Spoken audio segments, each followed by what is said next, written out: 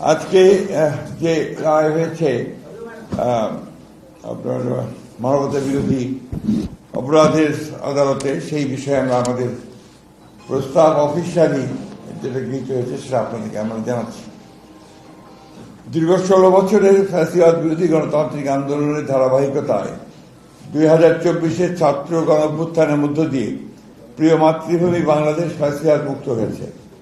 এই দীর্ঘ রক্তাক্ত সংগ্রামে শত সহস্র বিরোধী দলীয় রাজনৈতিক নেতাকর্মী সহ সমাজের সর্বস্তরের অসংখ্য নাগরিক গুম, খুন, বিচার বহির্ভূত হত্যাকাণ্ড, হামলা, মামলা, নির্যাতন, নিপীড়ন ও অবর্ণনীয় দুর্ভোগের শিকার হয়েছে। অবশ্যই ছাত্রগণ অভ্যুত্থানে ছাত্র জনতা, শ্রমিক, নারী, শিশু সহ সহস্রাধিক নাগরিকের আত্মদান, অন্ধত্ব, চিরপঙ্গুত্ব বরণের মধ্য দিয়ে ইতিহাসের জঘন্যতম ফ্যাসিস্ট শেখ হাসিনা আওয়ামী বাকশালী শাসন আমলের পতন হয়েছে।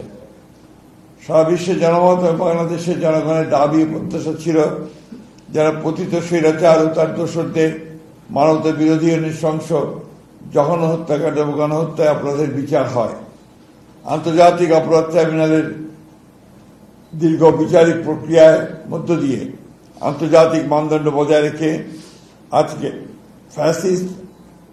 আওয়ামী ফ্যাসিস্ট শেখ হাসিনা তার 2 দোসরের বিরুদ্ধে রায় ঘোষিত হয়েছে। এই রায়ে ন্যায় বিচার প্রতিষ্ঠা হয়েছে। আইনের বিধান অনুযায়ী সর্বোচ্চ সাজা প্রদান করা হয়েছে ফ্যাসিস্ট শেখ হাসিনা তার দোসর সাবেক স্বরাষ্ট্রমন্ত্রী আসাদুজ্জামান কামালের।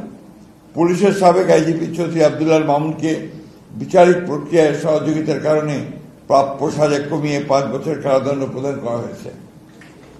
আইনের শাসন ও ন্যায় বিচার প্রতিষ্ঠায় দৃঢ় প্রতিজ্ঞ বিএনপি এ ব্যাপারে জনগণকে সদা সর্বদা সচেতন থাকার আহ্বান জানাচ্ছে। একই সাথে বিএনপি অন্যান্য মামলায় অভিযুক্তদের সুবিচারের দাবি জানাচ্ছে। আমরা মনে করি গত 16 বছরের গুম, খুন ও বিচার বহির্ভূত হত্যার শিকার এবং 2024 ছাত্র গণ অভ্যুত্থানে রাষ্ট্রীয় সন্ত্রাসের শিকার সহস্রাধিক শহীদের আত্মা শান্তি পাবে এবং তাদের পরিবার পরিজনদের ক্ষোভ কিছুটা হলেও প্রশমিত হবে।